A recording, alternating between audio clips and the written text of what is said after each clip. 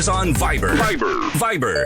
One tap and swipe. Nandyan na lahat. Receive credible news and information. Pati mga trending topics at videos. Sure na meron dito niyan. Stay on track with Radyo Pilipinas on Viber. Pick up real news. Catch the latest and biggest stories. Search Radyo Pilipinas on Viber and hop in to our community. Paano nga ba mag-register para magkaroon ng schedule sa Bagong Pilipinas Presidential Action Center? Narito ang mga dapat gawin. Gamit ang iyong mobile device, pumunta sa eGovPH app. Pwede itong i-download mula sa Apple App Store o sa Google Play Store. Gumawa ng account. Ilagay ang email address, valid mobile number, pagkatapos ay makakatanggap ka ng one-time code sa iyong email. Gamitin ang code sa eGov app para sa verification ng iyong account at ng mga impormasyong ibinigay. Congratulations! Meron ka ng eGovPH app account. Pwede mo na ma-access ang iba't ibang serbisyo ng gobyerno kabilang ang mga serbisyo sa Bagong Pilipinas Presidential Action Center. Sa loob ng maraming taon, libu-libong pamilyang Pilipino ang walang maayos na tirahan. Hirap makakuha ng pabahay. Kung meron man, hindi angkop sa disenteng pamumuhay. Iisa ang pangarap ng bawat pamilya, ang magkaroon ng sariling tahanan. Ang mga pangarap nyo, ang pangarap din ng Pangulo. Kaya agad inilunsad ni Pangulong Ferdinand Marcos Jr. ang Pambansang Pabahay para sa Pilipino Program o 4PH. Hindi lang para magtayo ng mga bahay, kundi para ibalik ang pag-asa at dignidad ng bawat pamilyang Pilipino.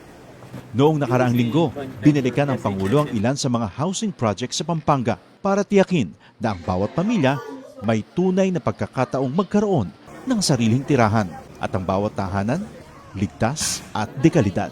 Nakakatuwa makita mo na mas maginhawa at mas maganda ang buhay ng ating mga kababayan.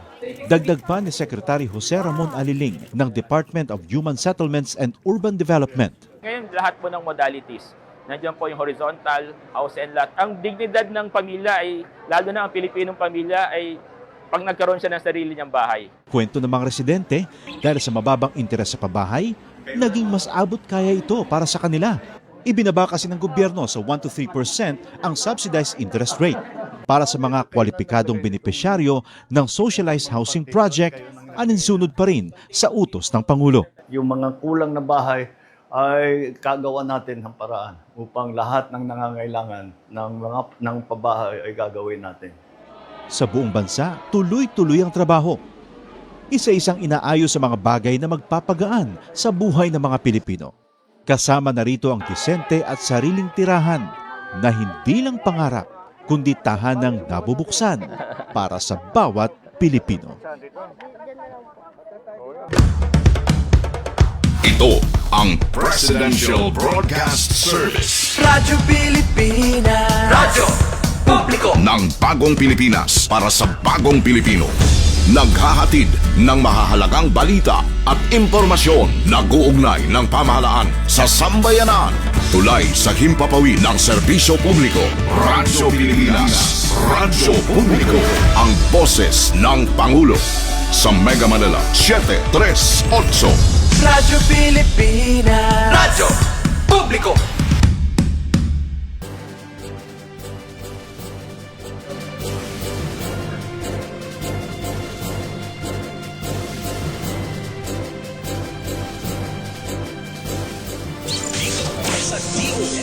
Saan bahagi ng podcast. Ang DOST Miss Radyo.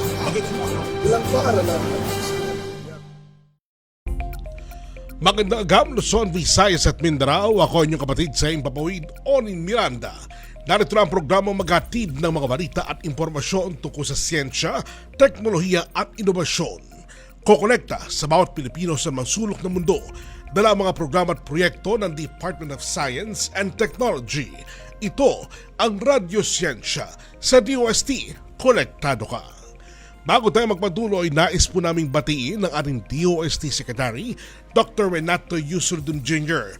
for benign named as 2026 UPAA Lifetime Distinguished Alumni Awardee by the University of the Philippines Alumni Associations. Congratulations po sa kanya at ito naman ay isang patunay sa inyong panguna ang agam ay ramdam sa ating bansa. At para lahat tayo makakunik, oras na para ating alamin ang mga naging kaganapan sa DOST sa lingkod nagdaan na pinangunahan po ng SNT Authority ng bansa, DOST Secretary Renato Yusudum Jr. Noong Lunes po, pinangunahan ni Pangulong Ferdinand Marcos Jr. ang isang meeting tungkol sa epekto ng habagat at ng Bagyong Luis at Maymay. Nagbigay naman po si Secretary Solidum ng updates at situational reports mula sa Department of Science and Technology, partikular sa mga hakbang na ahensya para makatulong sa paghahanda at pagtugon sa mga epekto ng kalamidad. Dumalo rin si Secretary Solidum sa 2026 Lunduyan, isang scientific forum and technology summit na inorganisa ng DOST Technology Application and Promotion Institute o DOST TAPI. Idinaos ito noong Agosto 10 sa Hilton Manila sa Pasay City kung saan nagtipon ang mga eksperto, innovators, researchers at iba't ibang stakeholders para talakayin ang mga oportunidad at hamon sa science, technology at innovation. Samantala, isinagawa rin po noong August 10 ang ceremonial signing ng amended Memorandum of Agreement sa pagitan ng DOST Philippine Science High School System at Basis Conversion and Development Authority o BCDA. Layunin nitong palakasin ang kanilang partnership para sa pagkumpleto at operationalization ng PSHS Training Center sa New Clark City, isang mahalagang hakbang para higit pa mapapulad ang science education at training ng ating pong mga kabataan. Noong Martes po, dumalo naman si Secretary Solidum sa pagbukas ng 13th Annual Meeting of the ASEAN Network of Regulatory Bodies on Atomic Energy or ASEAN-TOM sa Diamond Hotel, Manila. Dito, muling pinagtibay ng Pilipinas ang commitment nito sa mabayapang paggamit ng nuclear science, regional cooperation, at matatag na regulatory systems na nagpaprotekta sa ating mga mamamayan at sa kapaligiran. Mula Maynila naman po nagtungo naman si Secretary Solidum sa Los Baños, Laguna para sa 3rd Agri-Aqua Innovation Peach Fest Fellowship. Tampok dito ang mga makabagong ideya at teknolohiyang maaring makatulong sa pagpapalakas ng ating agriculture and fisheries sector at sa pagdadala ng research and innovation mula laboratorio patungo sa aktwal na kabuhayan. Miyerkules naman po naging bahagi si Secretary Solidum ng selebrasyon ng Regional Science, Technology and Innovation Week sa Zamboanga Peninsula. Dito muling binigyan diin ng papel ng science, technology and innovation sa pagtugon sa mga pangangailangan ng riyon, mula sa agriculture at livelihood hanggang sa disaster resilience, education at environmental protection. At sa Dapitan City, pinangunahan po ni Secretary Solidum ang groundbreaking ceremony para sa 3D printed monument ni Dr. Jose Rizal. Layunin po ng Dapitan City na makamit ang Guinness World Record para sa tallest Rizal Monument. Ngunit higit sa paglatala ng isang world record, ang proyekto po ay isang halimbawa kung paano maaaring gamitin ang makabagong teknolohiya. Sa pagkakataong ito, 3D printing para bigyang buhay ang kasaysayan at ipakita ang ating kakayahang Pilipino sa innovation. Narito na ang iba pang napapanahong balitagham. Ito ang DOST Report.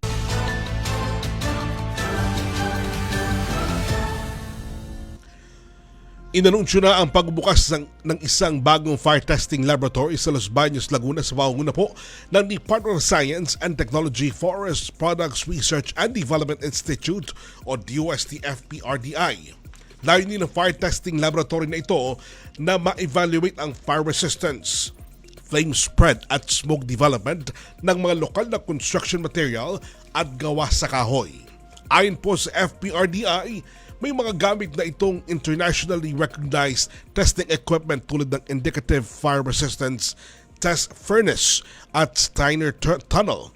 Kaya hindi na kailangan magpadala ang mga local manufacturer ng mga produkto sa ibang bansa para lang sa mahal na fire safety testing.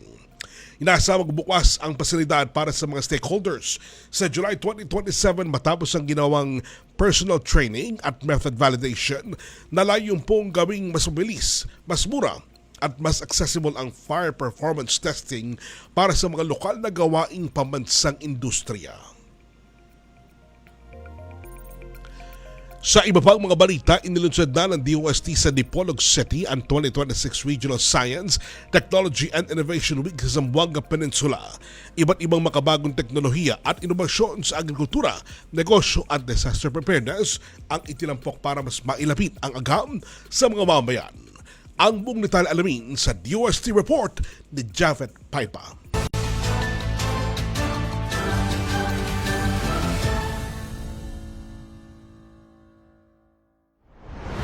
Inilunsad ng Department of Science and Technology o DOST Zamboanga Peninsula Regional Office sa pakikipagtulungan ng Zamboanga del Norte Provincial Government Office ang 2026 Regional Science, Technology and Innovation Week o RSTW sa Zamboanga del Norte Convention and Sports Center sa Dipolog City.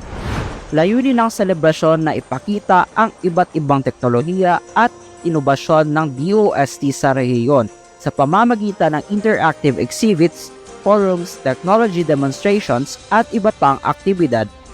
Ayon kay DOST Secretary Renato Yusuldum Jr., malaki na ang naitulong na agham at teknolohiya sa rehiyon sa pamamagitan ng mga proyekto sa ilalim ng setup o Small Enterprise Technology Upgrading Program, grants in aid projects, at CES o Community Empowerment through Science and Technology Initiatives.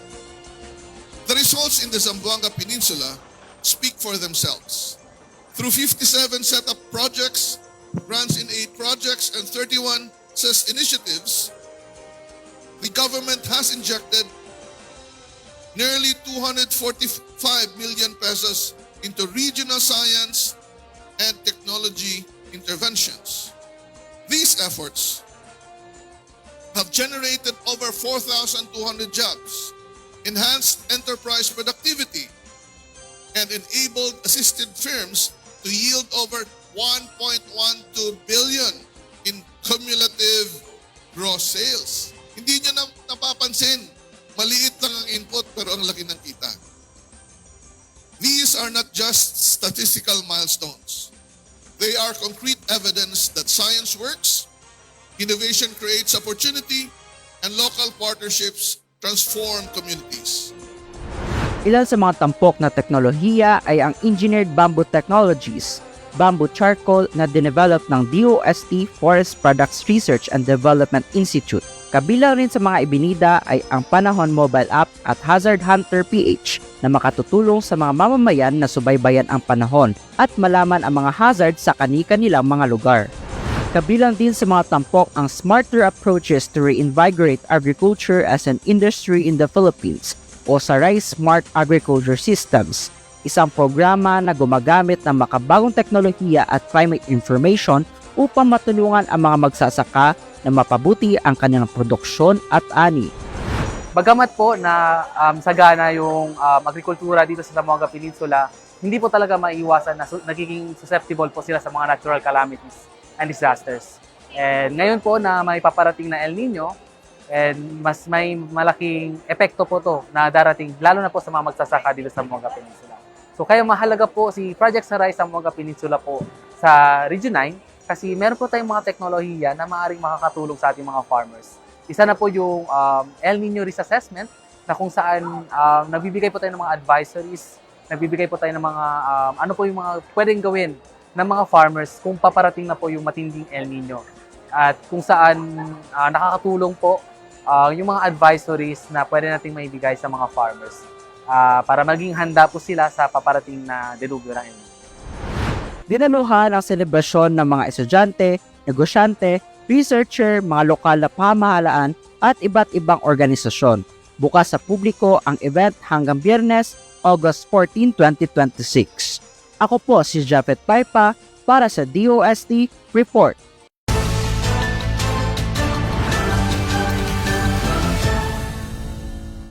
Maraming salamat, Javed Paipa. Mga kakunek, gusto mo bang manalo ng 500 peso GCash? Sumali na po sa ating #Aghamuba Trivia Contest habang nanonood ng live broadcast dito lang sa Radyo Pilipinas. At para manalo narito ang ating mechanics. Number 1, manood at makinig sa live stream ng Radyo Siyensya dito lang sa Radyo Pilipinas official Facebook page. Pangalawa, pakinggan mabuti ang #Aghamuba Trivia question na ibabahagi namin sa pagitan ng ating programa. Pangatlo, i-type ang inyong sagot sa comment section gamit ang format na #DOSTV kasunod ng inyong sagot. Halimbawa, #DOSTV panahon.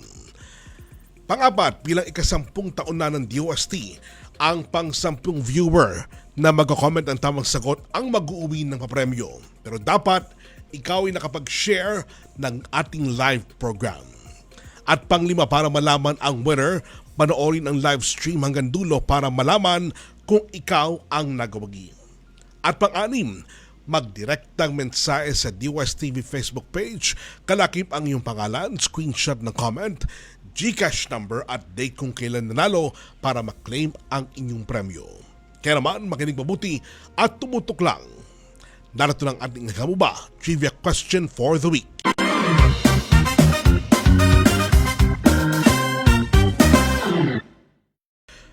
Makakunek, Aghamuba na kahit nasa tropical zone tayo, ang mga bagyong nararanasan natin ay nakadepende pa rin sa environment na nararanasan ng ating karagatan. Ngayong August 2026, inaasahan ang mas maraming pag-ulan dahil sa bagong daloy ng hangin dumaraan sa ating karagatan. Ang tanong, mga kakunek, #Aghamuba ang tawag sa mainit at mahalumigmig na hangin na nagmumula sa timog kanlura na nagdadala ng malalakas na ulan sa bansa tuwing tag-init at tag-ulan. Kung alam mo ang sagot, i-comment mo na yan sa ating comment section at ang magwawagi makatatanggap ng 500 peso worth of GCash. Ang winner ay ating babagitin maya-maya lamang bago matapos ang ating programa. Samantala, patuloy lang po kayong makikonek sa amin. Maaari kayong mag-comment ng inyong reaksyon, suwestyon o tanong sa ating Facebook Live sa Radyo Pilipinas at DOSTV Facebook page. Sa ating pagbabalik, aalamin natin kung paano binabago ng agham, teknolohiya at inobasyon ang Northern Mindanao. Tutok lang dahil magbabalik agad ang Radyo Siyensya sa DOST. Konektado ka! Radyo Siyensya sa DOST. Konektado ka dito sa Radyo Pilipinas. Mga kababayan, si Ding Dong po ito.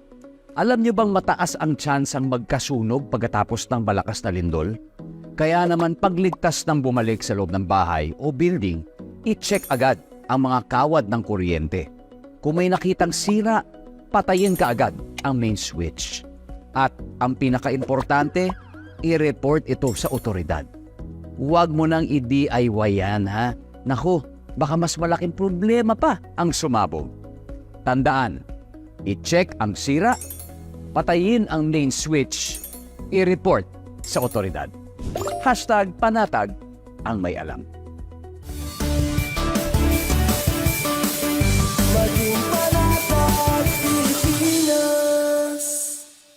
Radyo Pilipinas is on Viber. Viber. One tap and swipe. Nandyan na lahat. Receive credible news and information. Pati mga trending topics at videos. Sure na meron dito niyan. Stay on track with Radyo Pilipinas on Viber. Pick up real news. Catch the latest and biggest stories. Search Radyo Pilipinas on Viber and hop in to our community. Radyo Siyensya sa DOST. Konektado ka dito sa Radyo Pilipinas.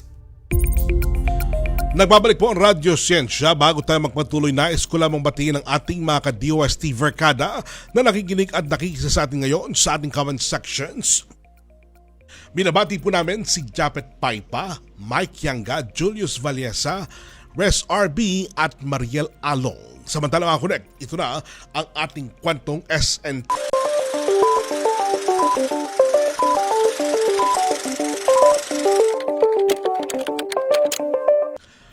Ngayong hapon, maglalakbay tayo patungo sa Island Born of Fire, ang magandang isla ng Camiguin.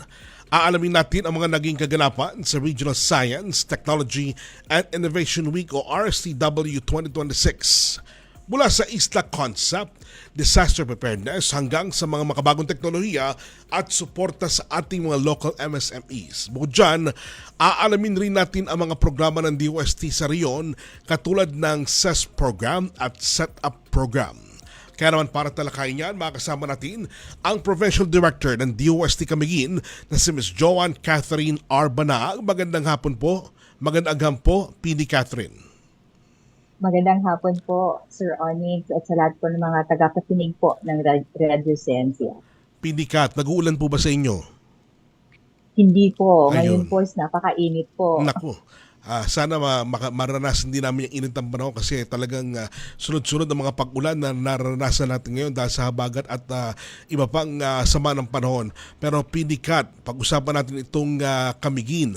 Gaano na ka-vibrant ang siyensya sa Camiguin ngayong kasabay ng RSTW 2026 at ano ba ang Isla Concept nito?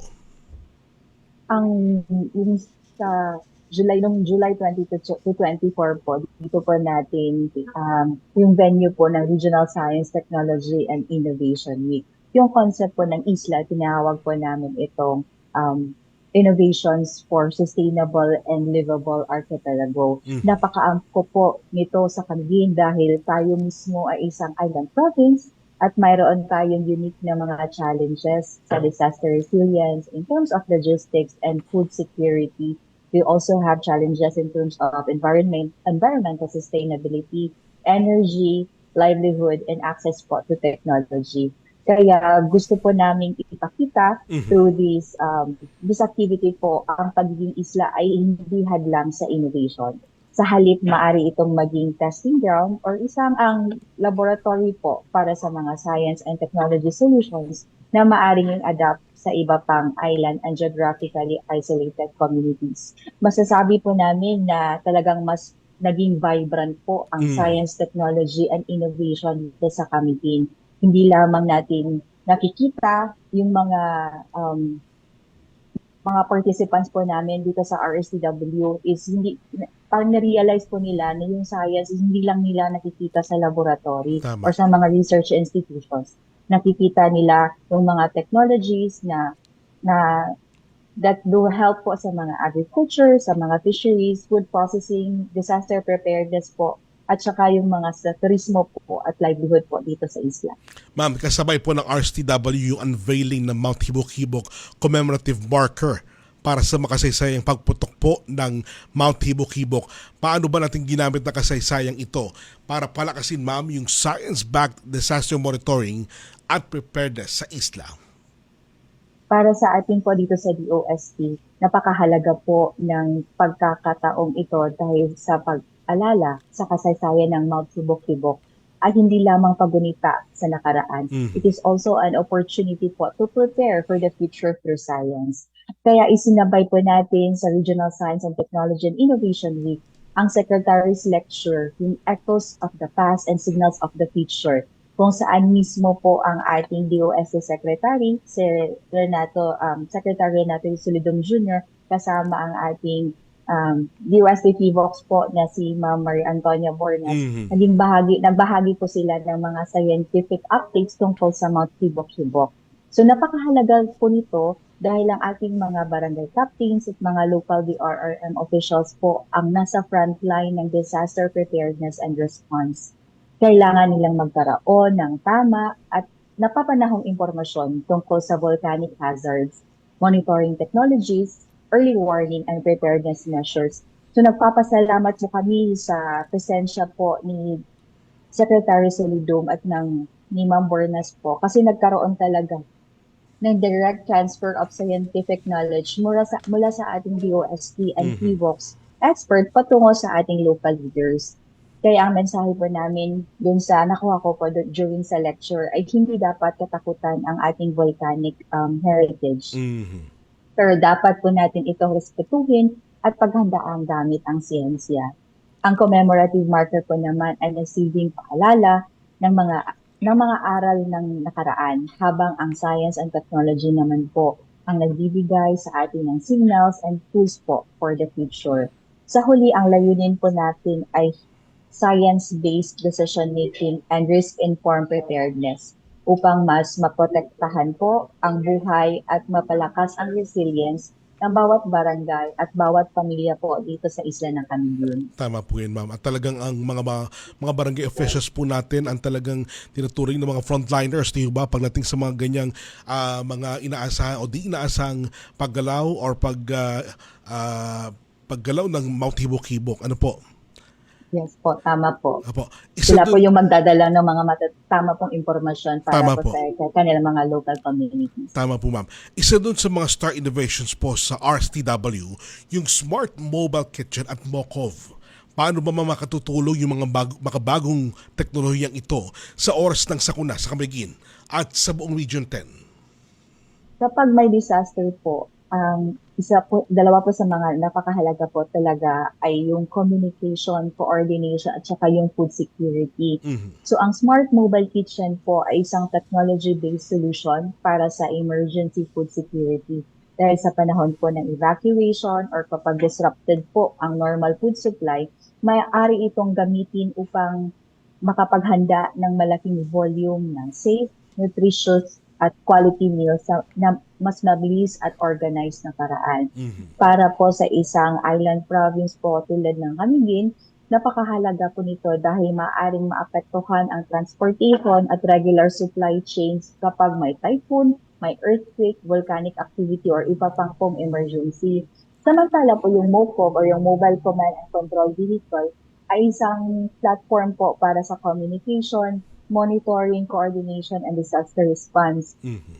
So ito po yung one of the technologies po na masasabi po namin maipagmamalaki po namin dito sa isla. Dahil ito po ang nagsisilbing yung mga innovations na po ito ay maaring maging model po para sa ating mga ibang local government units at geographically isolated communities sa buong Northern Mindanao. Kaya ang ginagawa po namin ay gumamit po tayo ng siyensya, teknolohiya at inobasyon para po mas strengthen pa po natin yung disaster resilience mula po sa preparedness, response hanggang po sa recovery gamit po itong mga technologies na ito. Alright. Ma'am, lipat tayo sa turismo. Kilala po ang Camiguin sa turismo at mga lokal na pagkain. Naalala ko po yung mangga. Sa inyo po galing hindi ho ba? Yung pinakamasarap at matamis na mangga dito po sa ating bansa. Hindi po yun mangga, sa Guimaras po yun. Guimaras ba yun? Lanzones. Yes, Lanzones. Lanzones Tama. po. Lanzones nga, naalala ko. Paano ba mga partikular tumutulong ang DOST sa mga micro, small, and medium enterprises or MSMEs sa isla sa pamamagitan po ng setup? Yes po. Yung napakalaki po yung potential po ng Camiguin ng mga MSMEs po nandito dahil meron tayong mga unique na local products, meron po tayong agricultural products, may kakao po tayo, processed food, mga delicacies at iba pong produkto na may potential na makapasok po sa mas malaking market.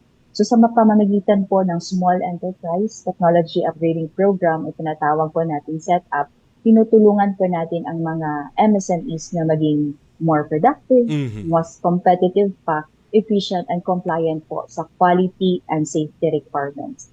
At ang setup po ay hindi lamang tungkol sa equipment, yung magbibigay lang po tayo ng equipment. Ang approach po natin dito is technology upgrading with technical assistance and of course capability building. Halimbawa po nito yung next po natin na kasama po na guest po natin dito sa ating Radyo Sensya, yung pagbisita po, kasi kasali po ito sa itinerary po na binisitahan po ni Secretary Silidong Yusek Sancho Maborang what asset method yun sa RSTW itong Granels Meat Shop. So isa po ang Granels Meat Shop, isa po siya set-up beneficiary. So nakita natin mismo kung paano po nakatulong ang DOST intervention in terms po sa actual operation ng isang local na enterprise, particularly po into improving the production capability at competitiveness. So mahalaga po para sa amin na makita hindi lamang na equipment po ang ating ma-provide, kundi ang technology adoption and resulting improvements ng ating mga enterprises. Alright. Kaya sa setup, tinitingnan natin ang buong production process, equipment, yung process improvement, product development, quality improvement, food safety, packaging and labeling at iba pang technical requirements. So ang gusto po talaga natin sa programang ito ay ma-increase po ang productivity, ma-improve po ang product quality, ma-reduce po yung mga production losses, better compliance po, and expanded market opportunities para yung mga produkto po na may lalabas po natin dito sa isla is really market ready and competitive po. Alright. Malaking hamon ma'am sa mga isla yung logistics at shelf life. Paano ba ma'am tinutulungan ng DOST Camiguin yung mga producers po natin pagdating po sa packaging, labeling at food safety para makapangkat sa mas malaking merkado? Totoo po na malaking challenge po ito para sa isang island-based na enterprise. May additional transportation time, yung mga additional costs. Kaya mahalaga po talaga yung proper product development, food safety, packaging, at process control po. So dito po yung pumapasok po yung assistance ng DOST. So hindi lamang tayo nagbibigay ng equipment, dito po pumapasok yung programa po natin sa consultancy and training para matulungan po ang ating mga MSMEs na ma-improve ang ating mga production systems and product quality. So kabilang po dito ang pagbibigay po natin ng training on food safety and current food manufacturing practices. Isa po din dito yung Manufacturing and Productivity Extension Program po natin kung saan tinutulungan po natin yung mga MSMEs o mga enterprise na matukoy ang inefficiency sa kanilang manufacturing or production process at makahanap po ng intervention para po tumaas pa po yung kanilang productivity. Alright. So, ito po yung mga halimbawa po sa mga assistance po natin na maibibigay sa ating mga MSMEs para ma-improve po ang kanilang shelf life po sa kanilang mga produkto. Opo. Pili Catherine, bago lang din po ang PSTO Camiguin Innovation Hub. Paano ba ito magiging sentro ng digital innovation at smart island transformation para po sa mga estudyante, researchers at mga MSMEs? Yung establishment po ng PSTO Camiguin Innovation Hub ay napakahalaga dahil gusto po natin magkaroon ang Camiguin ng sariling physical and institutional platform for innovation. So sa DOST po, naniniwala po tayo na hindi sapat na mayroon tayong technologies, kaya mayroong ding space, people, networks, and mechanisms po kung saan yung mga teknolohiya, ang mga ideas po ay maaring ma-develop, ma-test, ma-adapt, at eventually ma-commercialize po or deployed sa ating mga communities. Yung Innovation Hub po ay nagsisilbing convergence space ng ating mga estudyante, ng ating mga researchers, ng mga innovators, MSMEs and LGUs, yung mga academe natin at ating other stakeholders.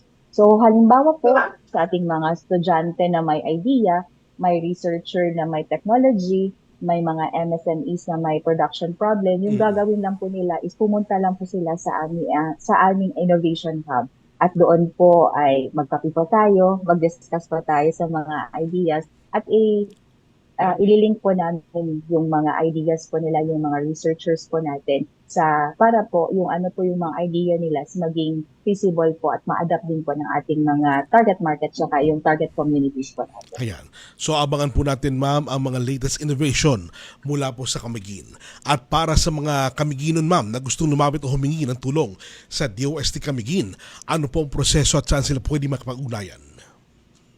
Napakasimple lang po kung ano yung mga interested po natin ng mga stakeholders po, yung mga customers po natin. Lumapit at makipag-usap lang po talaga sila sa amin.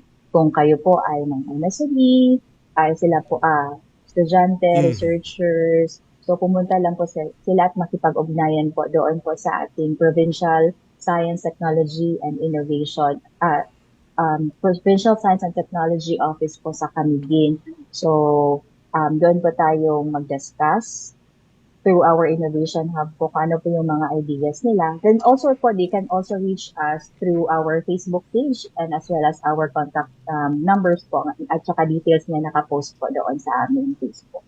Alright. Maraming salamat po Ms. Joanne Catherine Banaag, ang Provincial Director ng DOST Camiguin. Salamat po. Maraming salamat ma'am. Samantala mga kunek, narito muli ang ating Agamo Ba question for the week. Agamo ba ang tawag sa mainit at mahalumigbig na hangin na nagmumula sa timog kanluran na nagdadala ng malalakas na ulan sa bansa tuwing tag-init at tag-ulan? Kung alam mong sagot, i-comment mo na yan sa ating comment section at ang magwawagi makatatanggap ng 500 peso worth of GCash. Sa ating pong pagbabalik, kilalanin naman natin ang isang DOST project beneficiary na isa ng kilalang processed meat brand ngayon.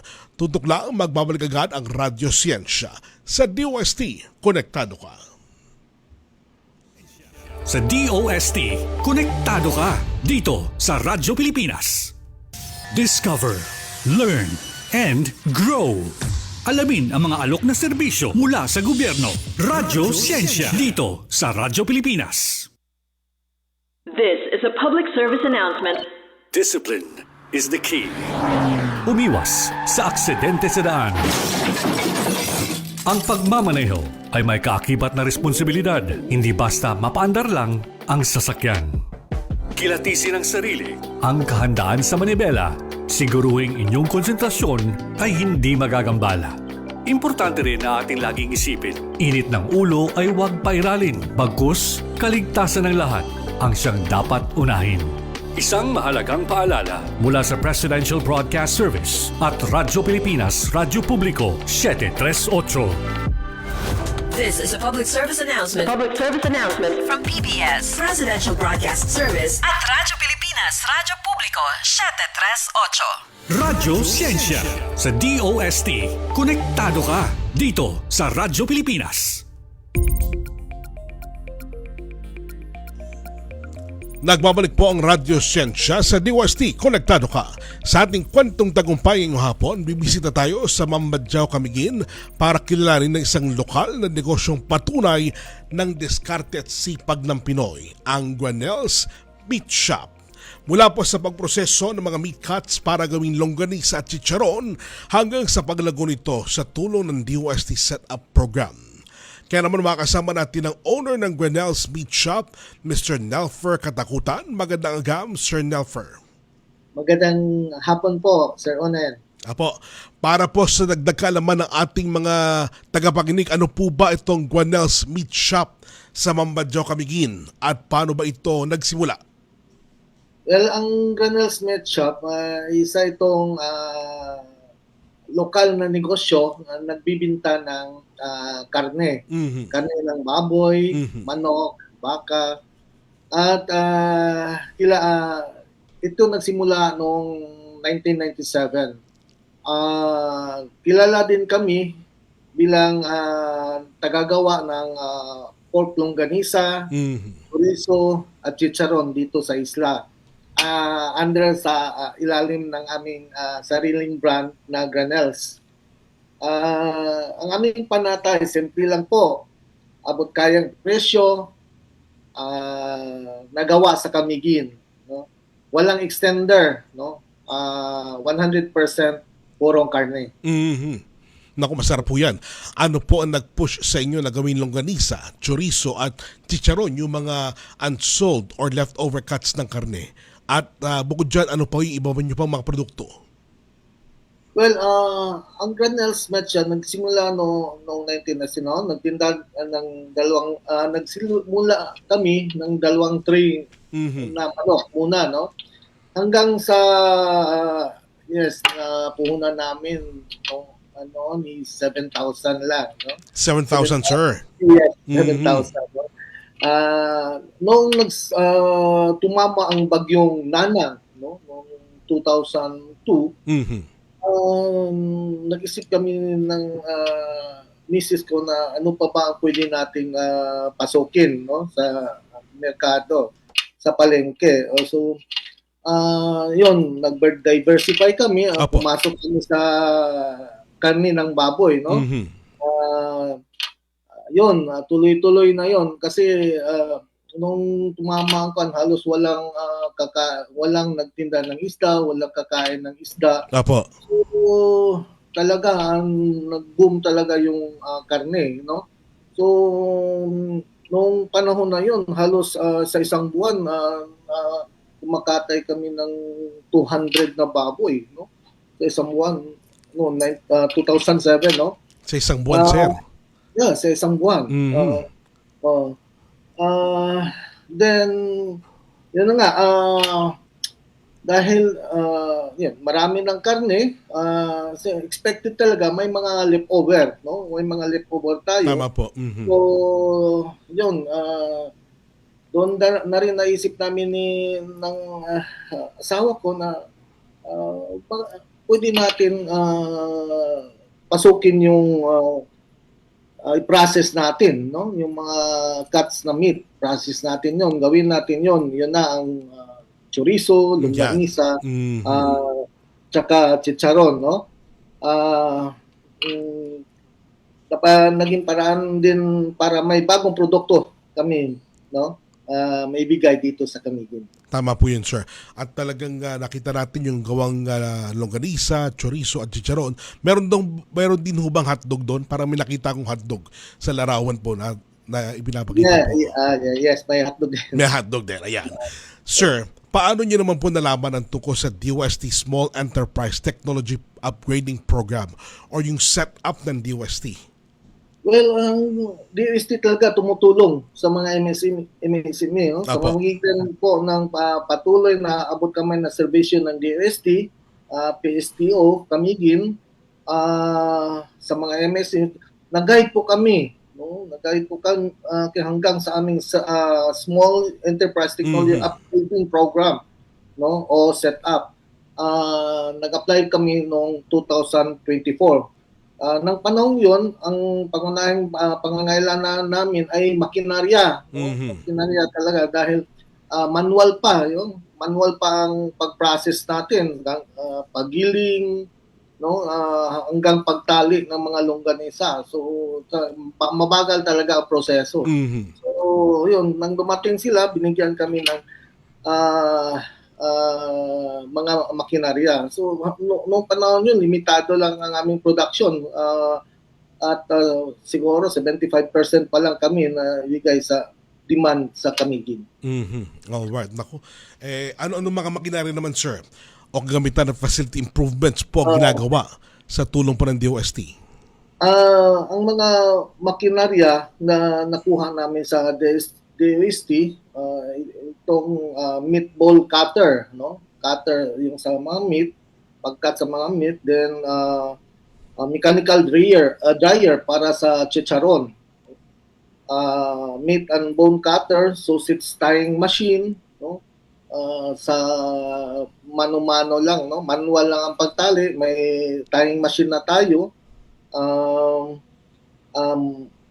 Cooling, may mga table meat preparation, mixing and cooling tables, no? So ito, malaking tulong ito. Dati maabot ng 8 oras ang proseso ng longganisa at chorizo. Ngayon 4 na hanggang 5 oras na lang, no? Kasi mechanized na nga. Pati yung chicharon, mula 24 hanggang 25 na oras kasi sun-dry mo ito. Ngayon may mechanical dryer na. So mas madali. So siguro aabot lang ng 8 oras. No? Alright, nako, talaga napakasarap po ng ginagawa po ninyong produkto mula po sa mga karne ng baboy, bakat iba pa. At mula po sa 30 kilo ng raw materials kada araw, umabot po kayo sa may 200 kilos. Ano po? At nag-import na rin kayo na mula sa ibang bansa. Paano nyo ba, sir, minamanage o na-manage ang mabilis na paglaki ng demand po sa buong Camiguin? Yes. Sa simula, yun nga, from dito lang tayo sa mga leftover. Hanggang sa may mga demands na. Buong Camiguin. So, yun nga, from 30 kilos, ngayon, process na tayo ng 200 kilos a day. 200 kilos a day. And in order to do that, hindi naman pwede nating source out lahat ng mga karne dito sa locally. So, sinorse out source out tayo ng supply, ano? Sa pamamagitan ng partnership natin sa isang supplier na certified ng NMIS na kaning baboy sa labas, no? Bukod pa sa local na racer dito sa Camiguin, ito ang nagbibigay sa amin ng stable, ligtas na supply. lalo na noong nagkaroon ng ASF, no? Dito, Opo. no? Kasabay sa bagong makinarya para mabilis at mas malaki ang aming makakayang iproseso araw-araw. Alright. Sir, nasa phase 2 na po kayo ng setup kung saan po nagpoproseso na kayo ng FDA license to operate at product certification. Bakit ba mahalaga ang hakbang ito para sa inyong plano na mag-expand sa Misamis Oriental, Cagayan de Oro at maging sa international market po? Yes, napahalaga po ng FDA license, no? Malaki po ang may tutulong sa mga bagong gamitan natin. Ang kalidad, stainless na mga table cutter, ibabawas sa direktang paghawak ng kamay, kaya sa malinis. Tama po. Ang mechanical dehydrator naman ay controlled na temperature timer pa. Kaya pari-pariho na ang texture, no? At tagal ng pagkatuyo sa mga para pang chicharon, no? May mga vacuum seal. Now, napahalaga po ng FDA license natin to operate dahil ito ang magpapatunay na ligtas at di kalidad, no? Ang aming mga produkto sa aming bansang pamantayan. Kailangan po namin ito bago kami makapag-distribute ng lihitimo sa labas ng kamingin tulad ng Misamis Oriental, Cagayan de Oro, at ito rin ang magiging pundasyon namin kung sakaling explore kami ng international market. Tama po. Balang araw. Dahil ang sertifikasyon ang magbibigay ng tiwala ng mga consumer at negosyanteng katutuwang. Tama po, sir. Bukod po sa pagbiliser ng produksyon, paano ba nakatulong ang DOST S&T interventions sa pagpapanatili po ng lasa, shelf life ng inyong mga processed meat products?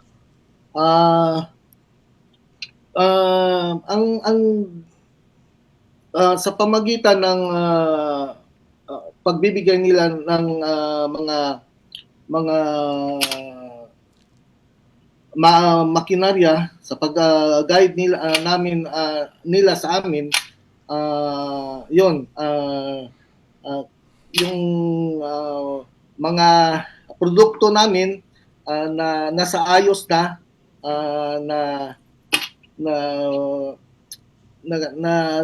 increase na ang aming production. No? Patuloy kami nagpapaunlad sa aming production at kalidad at target namin lumawak sa aming market share dito sa Kamin habang hinahabol ang papalaking demand, no, para sa mga gustong bumili o mag-order. Ayan.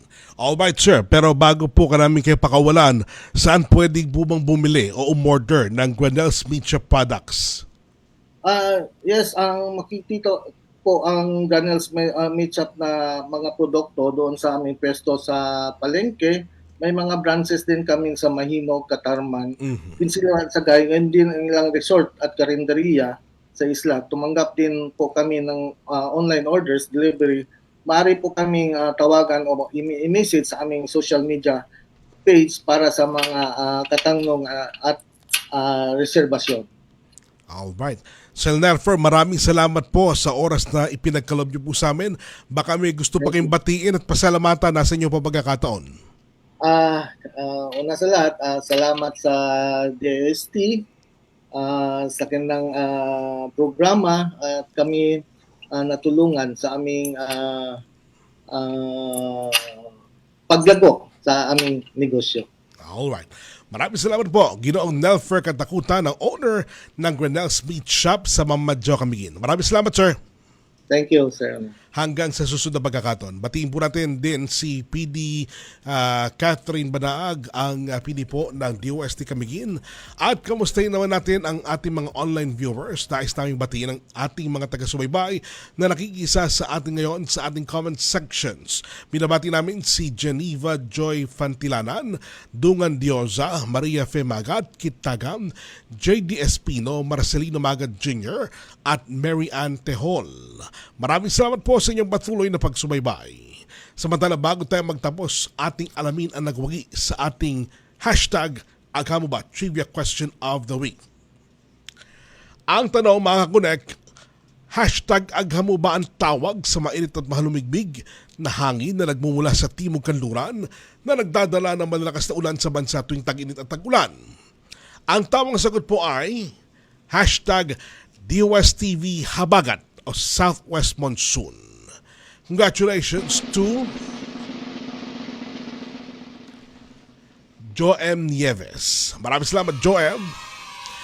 Magdirekta lang ng mensahe sa DOSTV Facebook page, kalakapang yung pangalan, screenshot ng comment, GCash number at day kung kailan nanalo para maklaim ang iyong premyo. Samantala, oras na para atin namang alamin kung ano pa ang magiging kaganapan ng ating kalihim sa mga susunod na araw straight from the S&T Authority ng bansa, DOST Secretary Renato Yusludum Jr. Sa susunod na linggo po ang Regional Science, Technology and Innovation Week ng Mimaropa at Bicol Region. Ang mga selebrasyon pong yan ay paunahan po ni Secretary Renato Yusludum Jr. Mga kakunag, yan po ang naging gamuan ng ating programa. Muli niyo po kami samahan sa susunod na Biyernes, alas 3 hanggang alas 4 ng hapon dito sa Radyo Pilipinas. Sabay di makaparod sa TV Plus Channel 3 at Affordabox Channels 45 to 49. At makapakinggan pa rin sa 104.3 FM.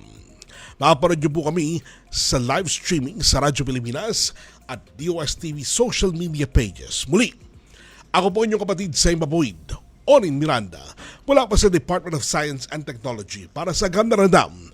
Ito ang Radyo Siyensya sa DOST. Konektado ka. One DOST for you, delivering science for the people, solutions and opportunities for all.